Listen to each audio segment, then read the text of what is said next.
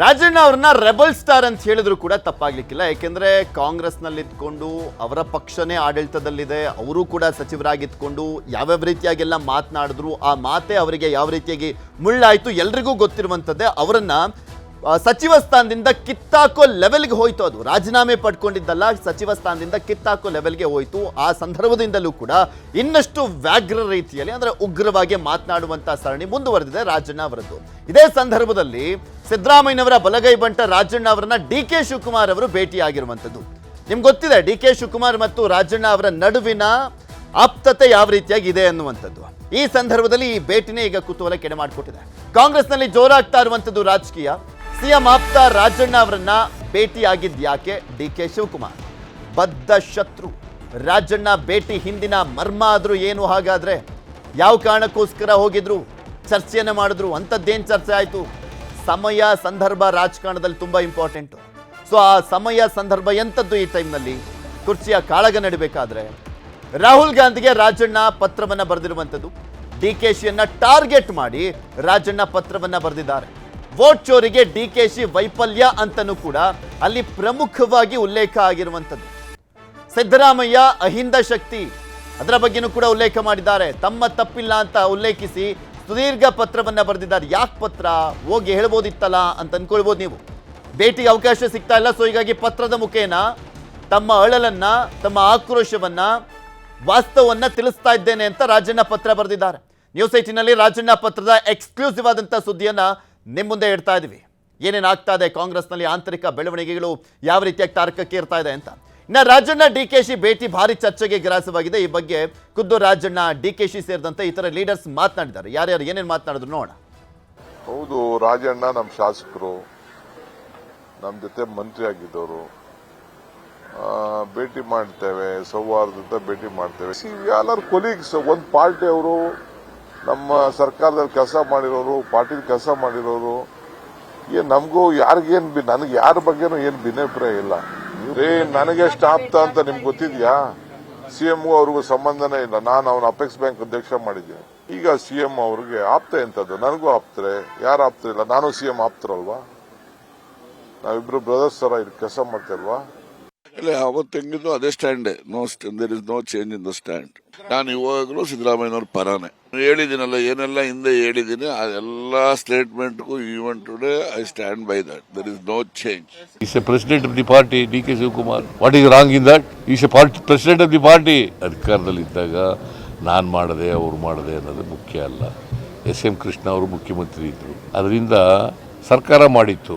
ಅಲ್ಲ, ಅವರೇ ಹೇಳಿದಾರಲ್ಲ, ಪಾರ್ಟಿ ವಿಚಾರದಲ್ಲಿ ಚರ್ಚೆ ಮಾಡಿದ್ರು. ನಾನು ನನ್ನ ಹಿಂದಿನ ಎಲ್ಲ ಹೇಳಿಕೆಗಳಿಗೂ ಬದ್ಧನಾಗಿದ್ದೇನೆ ಅಂತ ರಾಜಣ್ಣ ಅವರು ಹೇಳಿದ್ದಾರೆ. ಮತ್ತೆ ಅದನ್ನ ಏನು ವಿಶೇಷತೆ ಏನು ಕಾಣಿಸ್ತಾ ಇಲ್ಲ ನನಗೆ.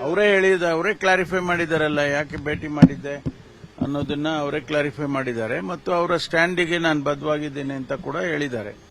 ಇದ್ರ ಬಗ್ಗೆ ಮಾತನಾಡ್ತಾ ಹೋಗೋಣ. ಪಟೇಲ್ರೆ, ಇಲ್ಲಿ ಪಕ್ಷದ ಅಧ್ಯಕ್ಷರು, ಉಪಮುಖ್ಯಮಂತ್ರಿಗಳು, ಒಬ್ಬ ಪ್ರಮುಖ ನಾಯಕ ಡಿ.ಕೆ. ಶಿವಕುಮಾರ್ ರಾಜಣ್ಣ ಅವರನ್ನ ಭೇಟಿಯಾಗಿ ತಪ್ಪಿಲ್ಲ. ಆದರೆ ರಾಜಣ್ಣ ಯಾರ ಗುಂಪು? ಸಿದ್ದರಾಮಯ್ಯ ಅವರ ಸೇನೆಯ ಸೇನಾಧಿಕಾರಿ ಅನ್ನುವಂಥದ್ದು ಎಲ್ರಿಗೂ ಗೊತ್ತಿರುವಂಥದ್ದೇ. ಹಾಗೆ ಡಿ.ಕೆ. ಶಿವಕುಮಾರ್ ರಾಜಣ್ಣ ಅವರ ಆಪ್ತತೆ ಏನು ಅನ್ನುವಂಥದ್ದು ಇಡೀ ರಾಜ್ಯಕ್ಕೆ ಗೊತ್ತಿರುವಂಥ ವಿಚಾರಣೆ. ಇಂಥ ಸಂದರ್ಭದಲ್ಲಿ ಅವರ ಭೇಟಿನೇ ಕುತೂಹಲ ಕೆಡೆ ಮಾಡಿಕೊಡ್ತಿರುವಂಥದ್ದು. ಹೇಗೆ ಅರ್ಥೈಸ್ಬೋದು, ಹೇಗೆ ನೋಡ್ಬೋದು ಇದನ್ನು? ಪೃಥ್ವಿ, ನಾವು ಮೊದಲನೇದಾಗಿ ಪತ್ರದ ವಿಚಾರವಾಗಿ ನಾವು ಮಾತನಾಡ್ತಾ ಹೋಗೋಣ.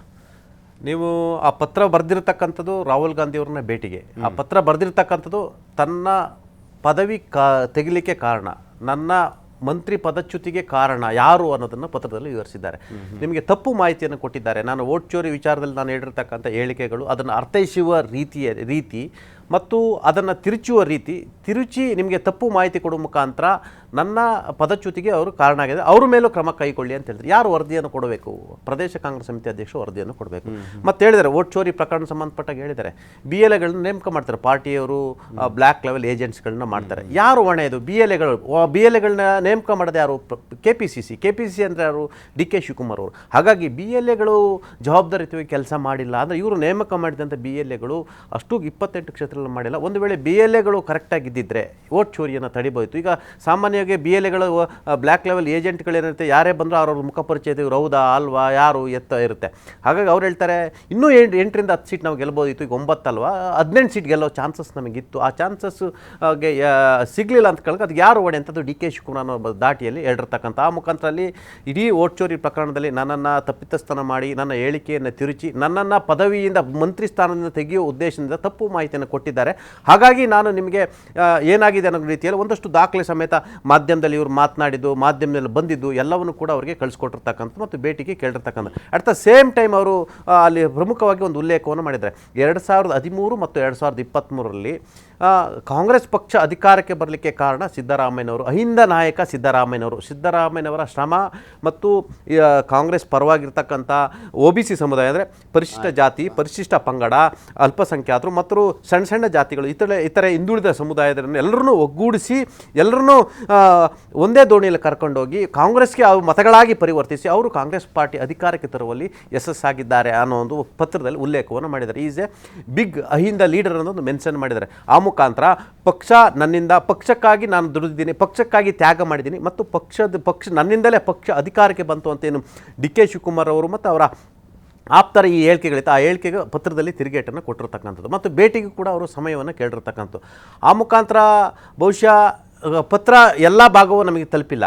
ಕೇವಲ ವೋಟ್ ಚೋರಿ ಯಾಕಾಯಿತು ಮತ್ತು ನಾನು ಏನು ಹೇಳಿಕೆ ಕೊಟ್ಟೆ ಇದಕ್ಕೆ ಯಾರ ಒಡೆ ಅಂತ ಅಷ್ಟು ಮಾತ್ರ, ಒಂದಷ್ಟು ಪೇಜ್ಗಳು ಮಾತ್ರ, 4ರಿಂದ 5 ಪೇಜ್ಗಳು ಮಾತ್ರ ಈಗ ನಮಗೆ ಲಭ್ಯ ಆಗಿರ್ತಕ್ಕಂಥ. ಉಳಿದ ಪೇಜ್ಗಳು ಲಭ್ಯವಾಗಿಲ್ಲ. ಹಾಗಾದರೆ ಉಳಿದ ಪೇಜ್ಗಳಲ್ಲಿ ಏನೆಲ್ಲ ಇದೆ, ಏನು ರಹಸ್ಯ ಇದೆ, ಯಾರ ಬಗ್ಗೆ ಬರೆದಿದ್ದಾರೆ, ಯಾವ ವಿಚಾರ ಬಗ್ಗೆ ರಾಹುಲ್ ಗಾಂಧಿಗೆ ಮನವರಿಕೆಯನ್ನು ಮಾಡಿದ್ದಾರೆ, ಯಾವ ದಾಖಲೆಗಳನ್ನು ಇಟ್ಟು ಯಾರ ಮೇಲೆ ಗಂಭೀರ ಆರೋಪವನ್ನು ಮಾಡಿದ್ದಾರೆ ಮತ್ತು ಆ ಆರೋಪಗಳು ಸಂಬಂಧಪಟ್ಟಗೆ ಏನು ನಡೆದಿದೆ ಅನ್ನೋದು ಕೂಡ ಇಲ್ಲಿ ಪ್ರಮುಖವಾಗಿರ್ತಕ್ಕಂಥದ್ದು. ನಿಮಗೆ ಗೊತ್ತಿರಲಿ, ಇವರು ರಾಹುಲ್ ಗಾಂಧಿ ಅವರಿಗೆ ರಿಜಿಸ್ಟರ್ ಪೋಸ್ಟನ್ನು ಮಾಡ್ತಾರೆ. ಈ ರಿಜಿಸ್ಟರ್ ಪತ್ರವನ್ನು ನೋಡಿದ ತಕ್ಷಣ ರಾಹುಲ್ ಗಾಂಧಿಯವರು ಆ ಪತ್ರವನ್ನು ಸಂಪೂರ್ಣವಾಗಿ ಓದ್ತಾರೆ. ಆ ಪತ್ರವನ್ನು ಓದಿ KC ವೇಣುಗೋಪಾಲ್ರವರಿಗೆ ತಲುಪಿಸ್ತಾರೆ. ಏನಿದು ಅಂತೇಳಿ ಇದನ್ನು ನೋಡಿ ಅಂತೇಳಿ KC ವೇಣುಗೋಪಾಲ್ ತಿಳಿಸ್ತಾರೆ. KC ವೇಣುಗೋಪಾಲ್ ಕೂಡ AICC ಅಧ್ಯಕ್ಷ ಆಗಿರ್ತಕ್ಕಂಥ ಮಲ್ಲಿಕಾರ್ಜುನ್ ಖರ್ಗೆ ಅವರಿಗೆ, ಕರ್ನಾಟಕದ ಮಾಜಿ ಮಂತ್ರಿಯೊಬ್ಬರು ರಾಹುಲ್ ಗಾಂಧಿ ಅವರಿಗೆ ಪತ್ರವನ್ನು ಬರೆದಿದ್ದಾರೆ. ಆ ಪತ್ರವನ್ನು ರಾಹುಲ್ ಗಾಂಧಿ ಅವರು ಓದಿದ್ದಾರೆ ಮತ್ತು ಆ ರಾಹುಲ್ ಗಾಂಧಿ ಓದಿ ನನಗೆ ಕೂಡ ಕಳಿಸ್ಕೊಟ್ಟಿದ್ದಾರೆ. ಇದರ ಬಗ್ಗೆ ಮಾಹಿತಿಯನ್ನು ಕೇಳಿದ್ದಾರೆ ಅನ್ನೋ ಮುಖಾಂತರ AICC ಅಧ್ಯಕ್ಷ ಮಲ್ಲಿಕಾರ್ಜುನ್ ಖರ್ಗೆ ಅವ್ರಿಗೂ ಕೂಡ ತಿಳಿಸ್ತಾರೆ. ಆ ಮುಖಾಂತರ DK ಶಿವಕುಮಾರ್ ಮತ್ತು ರಾಜಣ್ಣ ನಡುವಿಲಿದ್ದಂಥ ರಾಜಕೀಯ ಶೀತಲ ಸಮರ ಬಹಿರಂಗಗೊಂಡಿದೆ ಎಲ್ಲಿ ಅಂತೇಳಿ ಅದು ಹೈಕಮಾಂಡ್ ಮುಂದೆ, ರಾಹುಲ್ ಗಾಂಧಿ ಮುಂದೆ. ಆ ಮುಖಾಂತರ ನಾನೊಬ್ಬ ಸಣ್ಣ ಸಮುದಾಯದವನು, ವಾಲ್ಮೀಕಿ ಪರಿಶಿಷ್ಟ ಪಂಗಡದ ಸಮುದಾಯದ ನಾಯಕ. ನಾನು ಇಂದಿರಾ ಗಾಂಧಿ ಕಾಲದಿಂದಲೂ ಅಂದರೆ 1978ರಲ್ಲಿ ವಿದ್ಯಾರ್ಥಿ ನಾಯಕ ಆದನಿಂದಲೂ ಇವತ್ತಿನವರೆಗೂ ಗಾಂಧಿ ಫ್ಯಾಮಿಲಿ ಜೊತೆ ನಿಕಟವಾಗಿ ಸಂಪರ್ಕ ಇದ್ದೀನಿ ಮತ್ತು ನಾನೊಬ್ಬ ನಿಷ್ಠಾವಂತ ಕಾಂಗ್ರೆಸ್ಸಿಗ ಅನ್ನೋ ರೀತಿಯಲ್ಲಿ ಅವರು ದಾಟಿಯಲ್ಲಿ ಹೇಳಿರ್ತಕ್ಕಂಥದ್ದು. ಅಲ್ಲದೆ ಅವರು ಒಂದು ಮಾತನ್ನು ಹೇಳಿದ್ದಾರೆ, ಒಂದು ಸಾಮಾನ್ಯ ಕ್ಷೇತ್ರದಲ್ಲಿ ನಾನೊಬ್ಬ ಸಣ್ಣ ಜಾತಿಯವನು, ಪರಿಶಿಷ್ಟ ಪಂಗಡಕ್ಕೆ ಸೇರಿದಂಥವನು ಚುನಾವಣೆಯಲ್ಲಿ ಗೆದ್ದೀನಿ ಅಂತ ಹೇಳಿದರೆ ನಮ್ಮ ವ್ಯಾಪ್ತಿ ಭಾಳಷ್ಟು ಇರ್ತಕ್ಕಂಥದ್ದು ಮತ್ತು ನಮ್ಮ ಸಮುದಾಯ ಚಾಮರಾಜನಗರದಿಂದ ಹಿಡಿದು ಬೀದರ್ವರೆಗೂ ಕೂಡ ಇರ್ತಕ್ಕಂಥದ್ದು ಸಮುದಾಯ ಅಂತ ಅಂದರೆ ತಳ ಸಮುದಾಯ ಅನ್ನೋ ರೀತಿಯಲ್ಲಿ ಒಕ್ಕಣೆಯಲ್ಲಿ ಇರ್ತಕ್ಕಂಥದ್ದು. ಮತ್ತು ಅಲ್ಲಿ ಹೇಳಿದರೆ ವೋಟ್ ಚೋರಿ ವಿಚಾರದಲ್ಲಿ DK ಶಿವಕುಮಾರ್ ಮೇಲೆ ಆರೋಪವನ್ನು ಮಾಡಿರ್ತಕ್ಕಂಥದ್ದು ಮತ್ತು DK ಶಿವಕುಮಾರ್ ಸರಿಯಾಗಿ ಮನಸ್ಸು ಮಾಡಲಿಲ್ಲ ಅಂತ ಹೇಳಿರ್ತಕ್ಕಂಥ ಮತ್ತು ತಿರುಚಿದ್ದಾರೆ ನನ್ನ ವಿಚಾರವಾಗಿ, ನನ್ನ ಮಂತ್ರಿ ಪದವಿಯನ್ನು ತೆಗೆಸಲಿಕ್ಕಾಗಿ ತಿರುಚಿ ನಿಮಗೆ ತಪ್ಪು ಮಾಹಿತಿಯನ್ನು ಕೊಟ್ಟಿದ್ದಾರೆ. ಹಾಗಾಗಿ ನನಗೆ ಸರಿಯಾದ ಮಾಹಿತಿಯನ್ನು ಕೊಡಲಿಕ್ಕೆ ಅವಕಾಶ ಕೊಡಿ ಅಂತೇಳಿ ಹೇಳಿರ್ತಕ್ಕಂಥ. ನಾನು ನಿಮ್ಗೆ ಹೇಳಿದೆ ಒಂದಷ್ಟು ಕೆಲವೇ ಪೇಜ್ಗಳು ಬಂದಿರತಕ್ಕಂಥ. ಹಾಗಾದರೆ ಇನ್ನುಳಿದ ಪೇಜ್ಗಳ ಕಥೆ ಏನು, ರಹಸ್ಯ ಏನು, ಯಾರ ಬಗ್ಗೆ ಬರೆದಿದ್ದಾರೆ, ಯಾರ ವಿರುದ್ಧ ಆರೋಪವನ್ನು ಮಾಡಿದ್ದಾರೆ, ಯಾವ ದಾಖಲೆಗಳನ್ನು ಕೊಟ್ಟಿದ್ದಾರೆ ಅನ್ನೋದು ಕೂಡ ಇರ್ತಕ್ಕಂಥ.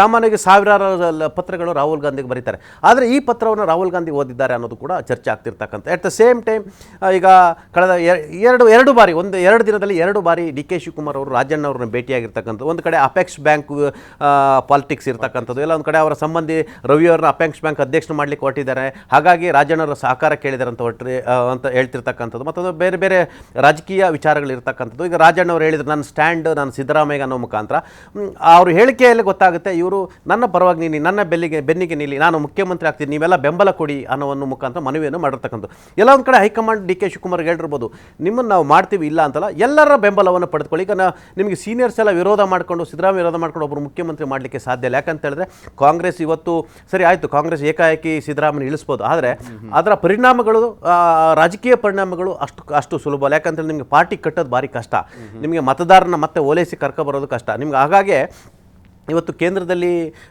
ಮೇಲ್ವರ್ಗದ ಮತಗಳನ್ನು ಒಂದು ಕಡೆ ಸಾಲಿಡ್ ಆಗಿ ಪಡೆದುಕೊಂಡಿರ್ತಕ್ಕಂಥ ಭಾರತೀಯ ಜನತಾ ಪಕ್ಷ ಈಗ OBC ಮತಗಳ ಮೇಲೆ ಕಣ್ಣಿಟ್ಟಿದೆ. ಹಾಗಾಗಿ ನಿಮಗೆ ನೀವು ಗಮನಿಸಿ, ಬಿಹಾರ ಮತ್ತು ಉತ್ತರ ಪ್ರದೇಶದಲ್ಲಿ OBC ಸಮುದಾಯಕ್ಕೆ ಸೇರಿದಂಥವನ್ನ ಅಲ್ಲಿನ ರಾಜ್ಯಾಧ್ಯಕ್ಷರನ್ನ ಮಾಡಿರ್ತಕ್ಕಂಥದ್ದು. ಯಾಕಂತ ಹೇಳಿದ್ರೆ, ಮತ್ತು ರಾಷ್ಟ್ರೀಯ ಅಧ್ಯಕ್ಷ ನಬೀನ್ ಕೂಡ ಎಲ್ಲೊಂದು ಕಡೆ ಒಂದು 5-6 ಸ್ಟೇಟಿಗೆ ಅವರು OBC ಸಮುದಾಯಕ್ಕೆ ಬರ್ತಾರೆ. ಆ ಮುಖಾಂತರ ದೇಶದಲ್ಲಿ OBC ಮತಗಳನ್ನು ಟಾರ್ಗೆಟ್ ಮಾಡಿರ್ತಕ್ಕಂಥ ಭಾರತೀಯ ಜನತಾ ಪಕ್ಷ ಮತ್ತು ಪ್ರಧಾನಿ ನರೇಂದ್ರ ಮೋದಿ ಅವರು OBC ಮತಗಳು ಯಾವುದೇ ಕಾರಣಕ್ಕೂ ಚೆದರಿ ಹೋಗಬಾರ್ದು ಮತ್ತು ಅದು ಕಾಂಗ್ರೆಸ್ ಪಾಲಾಗಬಾರ್ದು ಎಂಬ ಕಾರಣಕ್ಕಾಗಿ ಒಂದಷ್ಟು ಪ್ಲಾನ್ ಅನ್ನು ಮಾಡಿರುವಂಥದ್ದು. ಇದರ ಬೆನ್ನಲ್ಲೇ ಎಲ್ಲಿ OBC ಮತಗಳು ಕೂಡ ಕಾಂಗ್ರೆಸ್ನಿಂದ ದೂರ ಆಗ್ತಿದೆ ಅನ್ನೋ ಕಾರಣಕ್ಕಾಗಿ ರಾಹುಲ್ ಗಾಂಧಿ ದೇಶಾದ್ಯಂತ OBC ನಾಯಕರನ್ನು ಮತ್ತು OBC ಮತಗಳನ್ನು ಒಟ್ಟುಗೂಡಿಸಲಿಕ್ಕಾಗಿ OBC ಸಮಾವೇಶಗಳನ್ನ ಮಾಡಲಿಕ್ಕೆ ಪ್ಲಾನ್ ಮಾಡಿರ್ತಕ್ಕಂಥ, ಅದಕ್ಕೆ ಹರಿಪ್ರಸಾದ್ ಅವರಿಗೆ ಲೀಡ್ ಮಾಡಲಿಕ್ಕೆ ಹೇಳ್ತಿರ್ತಕ್ಕಂಥ. ಇದರ ಭಾಗವಾಗಿ ಅವರು ಒಂದು ದೊಡ್ಡ ಸಮಾರಂಭದಲ್ಲಿ ನಮ್ಮ ಅತಿ ದೊಡ್ಡ ಅಹಿಂದ ನಾಯಕ ಸಿದ್ದರಾಮಯ್ಯ ಇದ್ದಾರೆ ಅನ್ನೋ ಮುಖಾಂತರ ಒಂದು ಮೆಸೇಜನ್ನು ಪಾಸ್ ಮಾಡಿದ್ರೆ, ಅಂದರೆ OBC ಮತಗಳನ್ನು ಇಡುವ ಮುಖಾಂತರ ಅದು 2029 ಲೋಕಸಭೆ ಚುನಾವಣೆಗೆ ರಾಹುಲ್ ಗಾಂಧಿ ಅವರು ಕನಸನ್ನು ಕಾಣ್ತಿರ್ತಕ್ಕಂಥದ್ದು. ನಿಮಗೆ 2029 ಲೋಕಸಭೆ ಚುನಾವಣೆಯಲ್ಲಿ ಕಾಂಗ್ರೆಸ್ ಪಕ್ಷ ಒಂದು ವೇಳೆ ಅಧಿಕಾರಕ್ಕೆ ಬರಲಿಲ್ಲ, ಇನಾವೇ ಸೋಲ್ತಂದ್ರೆ ಬಹುಶಃ ಕಾಂಗ್ರೆಸ್ನ ದುರ್ದಿನಗಳು ಆರಂಭ ಆದವು ಅಂತ ಹೇಳ್ಬೋದು. ಪತ್ರದ ಮುಖೇನ ಒಂದು ಸ್ಪಷ್ಟವಾಗಿ ಗೊತ್ತಾಗ್ತಾ ಇರುವಂಥದ್ದು, ರಾಜಣ್ಣ ಅವರು ರಾಜೀನಾಮೆ ಕೊಟ್ಟಿದ್ದ ದಿನ ರಾತ್ರಿ ಹೇಳಿದ್ರು, ನನ್ನ ಹಿಂದೆ ಪಿತೂರಿ ಮಾಡಿದಂಥವ್ರು ಯಾರು, ಆ ಖಳನಾಯಕ ಯಾರು ಅನ್ನೋಂಥದ್ದು ಮುಂದಿನ ದಿನಗಳಲ್ಲಿ ಹೇಳ್ತೀನಿ ಅಂತ ಹೇಳಿದ್ರಲ್ಲ, ಆ ಪತ್ರದ ಮುಖೇನ ಗೊತ್ತಾಗ್ತದೆ DK ಶಿವಕುಮಾರ್ ಅವರೇ ಇವರ ಮಾತಿನ ಹಿಂದಿನ ಇದ್ದಿದ್ದಂಥ ಖಳನಾಯಕ ಅನ್ನುವಂಥ ರೀತಿಯಲ್ಲಿ ಹೇಳಕೊಟ್ಟಿದ್ದು ಅಂತ. ಅದರ ಜೊತೆಗೆ ಯಾವಾಗ ಕುರ್ಚಿಯ ಕಿಚ್ಚಾಟ ಈ ಕಚ್ಚಾಟ ತಾರಕಕ್ಕೇರಿ ಒಂದು ಲೆವೆಲ್ಗೆ ಬರುವಂಥ ಸಂದರ್ಭದಲ್ಲಿ KJ ಜಾರ್ಜ್ ಅವರು ಸಿದ್ದರಾಮಯ್ಯನವರ ಆಪ್ತ ಬಣದ ನಾಯಕ, ಅವರನ್ನು ಮಾತನಾಡಿಸ್ತಾರೆ. ಸತೀಶ್ ಜಾರಕಿಹೊಳಿ ಅವ್ರನ್ನ ಹೋಗಿ ಭೇಟಿ ಆಗ್ತಾರೆ, ಜಮೀರ್ ಅಹಮದ್ ಖಾನ್ ಅವ್ರನ್ನ ಹೋಗಿ ಭೇಟಿ ಆಗ್ತಾರೆ DK ಶಿವಕುಮಾರ್ ಅವರು. ಸೊ ಈಗ ಅದರ ಮುಂದುವರೆದ ಭಾಗವಾಗಿ ರಾಜಣ್ಣ ಅವರ ಪಾತ್ರನ ಇದು.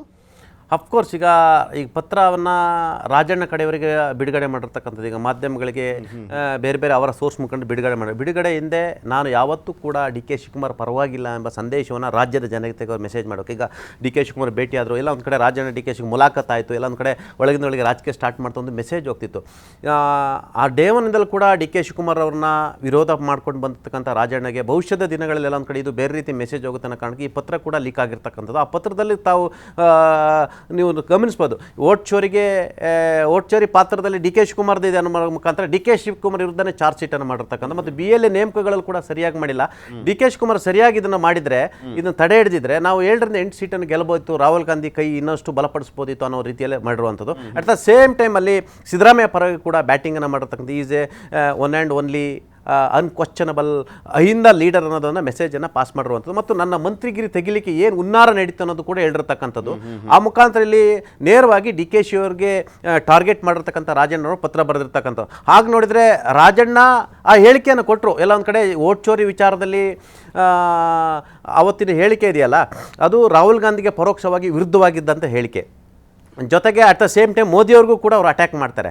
ನಿಮಗೆ ರಾಹುಲ್ ಗಾಂಧಿಯ ಹೋರಾಟಕ್ಕೆ ಎಲ್ಲ ಒಂದು ಕಡೆ ಅದು ಬೇರೆ ರೀತಿ ಮೆಸೇಜ್ ಪಾಸ್ ಆಯಿತು. ಯಾವ ರೀತಿ ಮೆಸೇಜ್ ಪಾಸ್ ಆಯಿತು ಅಂತ ಹೇಳಿದ್ರೆ, ನಿಮಗೆ ಇಂಡಿಯಾ ಕೂಟದ ಅಖಿಲೇಶ್ ಯಾದವ್ ಅಂತವರು ಕೂಡ ನಿಮ್ಮದೇ ಕರ್ನಾಟಕ ಸರ್ಕಾರದಲ್ಲಿ, ನಿಮ್ಮದೇ ಸರ್ಕಾರದ ಒಬ್ಬ ಪ್ರಭಾವಿ ಸಚಿವ ನಿಮ್ಮದೇ ಓಟ್ ಚೋರಿಯ ಹೋರಾಟವನ್ನು ಪ್ರಶ್ನೆ ಮಾಡ್ತಾರೆ ಅನ್ನೋ ರೀತಿಯಲ್ಲಿ ರಾಹುಲ್ ಗಾಂಧಿಯವ್ರನ್ನ ಪ್ರಶ್ನೆ ಮಾಡ್ತಾರೆ. ರಾಹುಲ್ ಗಾಂಧಿಗೆ ಅದು ಮುಖಭಂಗ ಅನಿಸುತ್ತೆ, ಇರಿಟೇಷನ್ ಅನಿಸುತ್ತೆ. ಎಲ್ಲ ಒಂದು ಕಡೆ ನಮ್ಮದೇ ಸಚಿವ, ನಮ್ಮದೇ ಸರ್ಕಾರ, ನಮ್ಮದೇ ಪಕ್ಷದ ನಾಯಕ ನಮ್ಮ ಹೋರಾಟದ ಬಗ್ಗೆ ಪ್ರಶ್ನೆ ಮಾಡ್ತಾರೆ ಅನ್ನೋ ಕಾರಣಕ್ಕಾಗಿ ಸಿದ್ದರಾಮಯ್ಯ ಕಾಲ್ ಮಾಡ್ತಾರೆ. ಈ ಕೂಡಲೇ ಅವ್ರನ್ನ ಶಾಕ್ ಮಾಡಿ ಅಂತ ಹೇಳ್ತಾರೆ. ಸಿದ್ದರಾಮಯ್ಯ ಒಂದು 2 ಅವರ್ 3 ಅವರ್ ವೆಯ್ಟ್ ಮಾಡ್ತಾರೆ. KC ವೇಣುಗೋಪಾಲ್ ಹೇಳ್ತಾರೆ. ನಂತರ KC ವೇಣುಗೋಪಾಲ್ ಮುಖಾಂತರ ಮತ್ತೆ ಕನ್ವಿನ್ಸ್ ಮಾಡೋಕ್ಕೆ ಹೇಳ್ತಾರೆ. ಅದು ಯಾವುದು ನನಗೆ ಗೊತ್ತಿಲ್ಲ, ಈ ಕೂಡಲೇ ನನಗೆ 10 ನಿಮಿಷದಲ್ಲಿ ಶಾಕ್ ಮಾಡಿ ನನಗೆ ಕಳಿಸಿ, ಶಾಕ್ ಮಾಡಿ ಲೆಟ್ರು ಅಂತ ಹೇಳ್ತಾರೆ. ಅನಿವಾರ್ಯವಾಗಿ ರಾಜಣ್ಣವನ್ನು ಕರ್ಸ್ಕೊತಾರೆ. ಕೊನೆಗೆ ಅವ್ರನ್ನ ಸಂಪುಟದಿಂದ ಅನಿವಾರ್ಯವಾಗಿ ಕೈ ಬಿಡ್ತಾರೆ. ರಾಜಣ್ಣ ಹೇಳೋ ಪ್ರಕಾರ ಕೈ ಬಿಡೋದ್ರ ಹಿಂದೆ ನನ್ನ ವಿರುದ್ಧ ಷಡ್ಯಂತ್ರ ನಡೀತು, ಪಿತೂರಿ ನಡೀತು ಅಂತ ಹೇಳಿದ್ರು. ಇದರ ಭಾಗವಾಗಿ ಅದನ್ನು ಜನಕ್ಕೆ ಮೆಸೇಜ್ ಪಾಸ್ ಮಾಡಲಿಕ್ಕಾಗಿ ರಾಹುಲ್ ಗಾಂಧಿ ಅವರನ್ನ ಭೇಟಿಯ ಹೆಸರಿನಲ್ಲಿ ಬರೆದಂಥ ಪತ್ರ ಇದೀಗ ರಿವೀಲ್ ಮಾಡೋ ಮುಖಾಂತರ ಕರ್ನಾಟಕ ರಾಜ್ಯದಲ್ಲಿ ನಾಯಕತ್ವ ವಿಚಾರದಲ್ಲಿ ಎಲ್ಲವೂ ಸರಿ ಇಲ್ಲ, DKC ಮತ್ತು ಎದುರು ಬಣದ ನಡುವೆ ಆಂತರಿಕ ಮತ್ತು ದೊಡ್ಡ ಮಟ್ಟದ ಸಂಘರ್ಷ ಇದೆ ಅನ್ನೋದು ಈ ಪತ್ರದ ಮುಖಾಂತರ ಗೊತ್ತಾಗುತ್ತೆ. ಇನ್ನೊಂದು ವಿಚಾರ ಮೇನ್ ಆಗಿ ನೋಡೋದಾದ್ರೆ, ಮೊನ್ನೆ ಅಷ್ಟೇ ಒಂದು 10 ದಿನದ ಹಿಂದೆ ರಾಜಣ್ಣ ಅವರು ತಮ್ಮದೇ ಕ್ಷೇತ್ರದಲ್ಲಿ ಮಾತನಾಡುವಂಥ ಸಂದರ್ಭದಲ್ಲಿ ಒಂದು ಸ್ಟೇಟ್ಮೆಂಟ್ ಕೊಟ್ಟಿದ್ರು. ನಿಮ್ಗೆ ನೆನಪಿರುತ್ತೆ ಪಟೇಲ್ರೆ, 2014ರಲ್ಲಿ ನನಗೆ ಟಿಕೆಟ್ ಕೈ ತಪ್ಪಿದಂಥ ಸಂದರ್ಭದಲ್ಲಿ ತುಮಕೂರಿನಲ್ಲಿ ವೈಟ್ ವಾಶ್ ಆಗಿತ್ತು ಕಾಂಗ್ರೆಸ್ಸು, ಎಲ್ಲ ಕಡೆನೂ ಸೋತಿತ್ತು, ಅದು ನನಗೆ ಟಿಕೆಟ್ ಕೊಡದೇ ಇರುವಂಥ ಪರಿಣಾಮ ಅನ್ನುವಂಥದ್ದು ಹೇಳಿದರು. ಆಮೇಲೆ ಅವರ ಮಗ ರಾಜೇಂದ್ರ ಅವರು ಅಮಿತ್ ಶಾ ಅವ್ರನ್ನ ಭೇಟಿ ಆಗ್ತಾರೆ. ಸೋಮಣ್ಣ ಅವ್ರನ್ನ ಭೇಟಿ ಆಗ್ತಾರೆ, ಬಿಜೆಪಿಯ ಪ್ರಮುಖ ನಾಯಕರನ್ನ ಭೇಟಿಯಾದಂಥ ವಿಚಾರ ಇದೆಯಲ್ಲ, ಎಲ್ಲೋ ಒಂದು ಕಡೆ ಬಿಜೆಪಿಗೆ ಹೋಗುವಂಥ ಸಾಧ್ಯತೆ ಇದೆ ಅನ್ನುವಂಥ ಲೆಕ್ಕಾಚಾರದ ಮಾತುಗಳು ಕೂಡ ಕೇಳಿ ಬರ್ತಾ ಇತ್ತು. ಇದು ಸಹಜವಾಗಿ ಕಾಂಗ್ರೆಸ್ಗೆ ದಿಗಿಲು ಬಡಿಸಿರುತ್ತೆ. ಬಿಕಾಸ್ ಒಂದೊಂದು ಸೀಟು ಕೂಡ ತುಂಬ ಇಂಪಾರ್ಟೆಂಟು. ಈಗ ಸಿದ್ದರಾಮಯ್ಯನವ್ರು ಇರ್ಬೋದು, ಸಿದ್ದರಾಮಯ್ಯನವ್ರು ಇಲ್ಲ ಅಂದ್ರೆ ಏನು, ಯಾವ ರೀತಿಯಾದಂಥ ಪರಿಣಾಮ ಅನ್ನುವಂಥದ್ದು ಕಾಂಗ್ರೆಸ್ಗೆ ಚೆನ್ನಾಗಿ ಗೊತ್ತಿದೆ. ಸೊ ಹೀಗಾಗಿ ಆ ಕಾರಣಕ್ಕೋಸ್ಕರ ತಮ್ಮ ಪಕ್ಷದಿಂದ ಬೇರೆ ಯೋಚನೆ ಮಾಡಬಾರ್ದು ಅನ್ನುವಂಥ ರೀಸನ್ನು ಇದರಲ್ಲಿ ಅಡಗಿರ್ಬೋದಾ? ಅಫ್ಕೋರ್ಸ್ ನೀವು ಹೇಳಿದ ಸತ್ಯ. ಯಾಕಂತ ಹೇಳಿದ್ರೆ ಕಳೆದ ಲೋಕಸಭೆ ಇದರ ಹಿಂದಿನ ಲೋಕಸಭೆ ಚುನಾವಣೆಯಲ್ಲಿ ದೇವೇಗೌಡರು ಮೈತ್ರಿ ಕಾಂಗ್ರೆಸ್ ಮತ್ತು JDS ಮೈತ್ರಿ ಅಭ್ಯರ್ಥಿಗೆ ಸ್ಪರ್ಧಿಸ್ತಾರೆ. ಓಪನ್ಗೆ ದೇವೇಗೌಡರ ವಿರುದ್ಧ ಇವರು ಕ್ಯಾನ್ವಾಸನ್ನು ಮಾಡ್ತಾರೆ ಮತ್ತು ದೇವೇಗೌಡರು ಎದುರಾಕೊಂಡು ಚುನಾವಣೆಯನ್ನು ಮಾಡ್ತಾರೆ ಕಾಂಗ್ರೆಸ್ ಮೀರಿ, ಮತ್ತು ಅವತ್ತು ದೇವೇಗೌಡರು ಸೋಲಿಗೂ ಕೂಡ ಕಾರಣಕರ್ತರಾಗ್ತಾರೆ. ಇದು ಒಂದು ಭಾಗ. ಮತ್ತೊಂದು ಕಡೆ ನಿಮಗೆ ರಾಜಣ್ಣ ಅವರು ಒಳ್ಳೆ ಇನ್ಫ್ಲೂಯೆನ್ಸನ್ನು ಇಟ್ಕೊಂಡಿರ್ತಕ್ಕಂಥ, ಯಾಕಂದರೆ ಸಹಕಾರ ಕ್ಷೇತ್ರದ ಮುಖಾಂತರ ಅನೇಕ ಮನೆಗಳ ನೇರವಾದ ಸಂಪರ್ಕ ಇರ್ತಕ್ಕಂಥ, ಮತ್ತು ಅವರಿಗೆ ಲೋನ್ಗಳು ಕೊಡೋ ಮುಖಾಂತರ, ಸಬ್ಸಿಡಿ ಕೊಡೋ ಮುಖಾಂತರ ಬೇರೆ ಬೇರೆ ಸಹಾಯ ಇದೆ, ಋಣಭಾರ ಇರ್ತಕ್ಕಂಥದ್ದು. ನಿಮಗೆ ಮಧುಗಿರಿ ಅನ್ನೋ ಕ್ಷೇತ್ರ ಅದು ಒಕ್ಕಲಿಗರ ಕ್ಷೇತ್ರ, ಮತ್ತು ಅದು ನಿಮಗೆ ಜನರಲ್ ಕ್ಯಾಟಗರಿ ಇರ್ತಕ್ಕಂಥ. ಸಾಮಾನ್ಯ ಕ್ಷೇತ್ರದಲ್ಲಿ ಒಬ್ಬ ಪರಿಶಿಷ್ಟ ಪಂಗಡದ ಸಣ್ಣ ಜಾತಿಯವರು ಅಲ್ಲಿ ಗೆಲ್ತವನ ಅಂತ ಹೇಳಿದ್ರೆ ಆತ ಪವರ್ಫುಲ್ ಲೀಡರ್ ಅಂತ ಹೇಳ್ಬೋದು. ನಿಮಗೆ ಸಾಮಾನ್ಯ ಕ್ಷೇತ್ರದಲ್ಲಿ ಅಷ್ಟು ಸುಲಭ ಅಲ್ಲ ಗೆಲ್ಲೋಕೆ. ಯಾಕೆಂದ್ರೆ ಜಾರಕಿಹೊಳಿ, ರಮೇಶ್ ಜಾರಕಿಹೊಳಿ ಅವ್ರನ್ನ ಬಿಟ್ಟರೆ ಆಯ್ಕೆ ಆಗ್ತಿರೋದು ಇವರೇ. Yes of course. ಮತ್ತೆ ಸುತ್ತಮುತ್ತ ಇನ್ಫ್ಲುಯೆನ್ಸ್ ಇದೆ. ಸಿರಾ ಇರ್ಬೋದು, ಮತ್ತೆ ಚಿಕ್ಕನಾಯಕನಹಳ್ಳಿ ಇರ್ತಕ್ಕಂಥದ್ದು, ಕೊರಟಗೆರೆ, ತುಮಕೂರಿನ ಅಷ್ಟು ಕ್ಷೇತ್ರಗಳಿರುತ್ತೆ. ಹಾಗಾಗಿ ನಿಮಗೆ ಪರಮೇಶ್ವರ್ ಅಂತವರು ಕೂಡ ರಾಜಣ್ಣವ್ರ ವಿಚಾರದಲ್ಲಿ ಅವ್ರು ಏನೇ ಮಾತಾಡಿದ್ರು ಕೂಡ ನನ್ನ ಸ್ನೇಹಿತರು, ಕ್ಲಾಸ್ಮೇಟ್ಸ್, ಅವರು PUCಲೆಲ್ಲ ಕ್ಲಾಸ್ಮೇಟ್ಸ್, ನನ್ನ ಕ್ಲಾಸ್ಮೇಟ್ಸ್, ನಾವು ಫ್ರೆಂಡ್ಸು ಅಂತ ಹೇಳ್ತಾರೆ.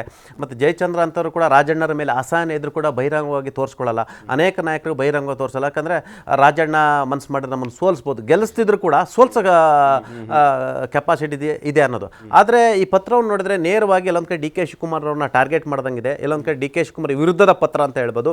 ಇದು DK ಶಿವಕುಮಾರ್ ಅವರ ಏಳಿಗೆಯನ್ನು ಸಹಿಸಲಾರ್ದ ಬರೆದಿರೋ ಪತ್ರ ಅನ್ನೋ ಚರ್ಚೆ ಕೂಡ ಆಗಿರ್ತಕ್ಕಂಥ. ಆ ಮುಖಾಂತರ ಇಲ್ಲಿ ನನ್ನ ಸಚಿವ ಸ್ಥಾನ ಹೋಗ್ಲಿಕ್ಕೆ ಸಚಿವ ಸ್ಥಾನದಿಂದ ಷಡ್ಯಂತ್ರ ಮಾಡಿದ್ರು DK ಶಿವಕುಮಾರ್ ಅನ್ನೋ ರೀತಿಯಲ್ಲಿ ಈ ಪತ್ರವನ್ನು ಬರೆದಿರ್ತಕ್ಕಂಥದ್ದು. ಅವರೇ ನೇರವಾಗಿ ಹೇಳಿದ್ರು, ನೀವು ಹೇಳಿದಾಗೆ ಇದು ಯಾರೋ ಪಿತೂರು ಇದೆ, ಷಡ್ಯಂತ್ರ ಇದೆ ಅಂತ ಹೇಳಿದ್ರು. ಈ ಪತ್ರವನ್ನು ರಿಲೀಸ್ ಮಾಡೋ ಮುಖಾಂತರ ನಾನು ರಾಹುಲ್ ಗಾಂಧಿಗೆ ಏನು ಪತ್ರ ಬರೆದು ಹೇಳ್ತಿದ್ರು, ರಾಹುಲ್ ಗಾಂಧಿ ಪತ್ರ ಬರೆದಿದ್ದೀನಿ, ಅವ್ರಿಗೆ ಭೇಟಿಗೆ ಸಮಯಾವಕಾಶ ಕೇಳಿದೆ ಅನ್ನೋ ಮುಖಾಂತರ, ಆ ಮುಖಾಂತರ ಪತ್ರ ಏನಿದೆ ಅನ್ನೋದು ರಿವೀಲ್ ಆಗಿರ್ತಕ್ಕಂಥ.